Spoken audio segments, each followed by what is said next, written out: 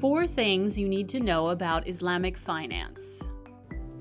Number 1. Islamic finance is based on Islamic law. This means that interest can neither be paid nor received, nor can the financial activities be used to finance activities which are forbidden by Islam, including gambling and alcohol. But does this mean that Islamic financial institutions can't lend? No. In the conventional world, a bank may be providing funding for a mortgager to finance a house.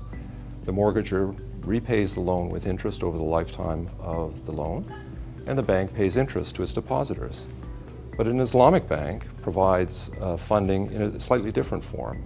It uses the funds that are provided by its depositors to purchase the house, and the borrower then pays a rental for the use of that house over the lifetime of the loan, plus an amount which repays the loan over its lifetime, and the bank then pays a share of its profits to its depositors.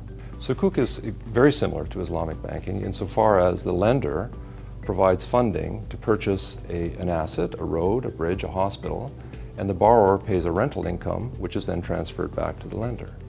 So the 2 key aspects of Islamic finance are it's asset-based and there's a risk sharing. Number 2. Islamic finance is growing fast. Islamic finance is growing rapidly but still remains concentrated in a number of jurisdictions. Its strong growth reflects very strong interest on the part of Muslim populations who have previously been underserved, but also the very strong growth in a number of jurisdictions where Islamic finance had already existed.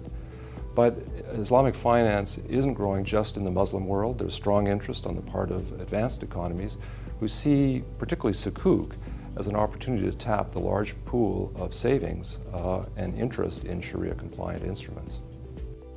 Number 3. Islamic finance offers possible economic benefits. Well, on the stability front, Islamic finance has the advantage of being asset-backed, which makes it inherently less risky than conventional finance.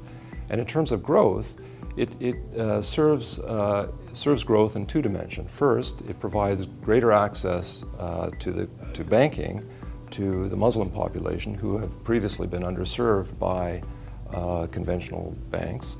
And by tapping a larger pool of savings, this unleashes greater potential for funding of growth-enhancing investment. Number 4. Islamic finance still faces many challenges. So Islamic finance holds great promise for promoting macroeconomic stability and financial stability. But to fulfill these promises, 3 prerequisites really need to be filled. The first is that while standards and codes for the application of Islamic finance have been defined, these need to be deepened and applied in a more consistent manner, both nationally and internationally. And this becomes much more important as Islamic finance and Islamic institutions become more important and more systemic. Secondly, it's essential for Sharia-compliant money markets to be developed. This will allow Islamic banks to manage their liquidity in a more effective way and free up resources for them to invest in growth-enhancing projects. And then thirdly, there's a vital need for institutional reforms in the areas of tax policy, legal reforms, and capital market development, which will be needed for Islamic finance to fulfill its promise. For more information about Islamic finance, visit imf.org.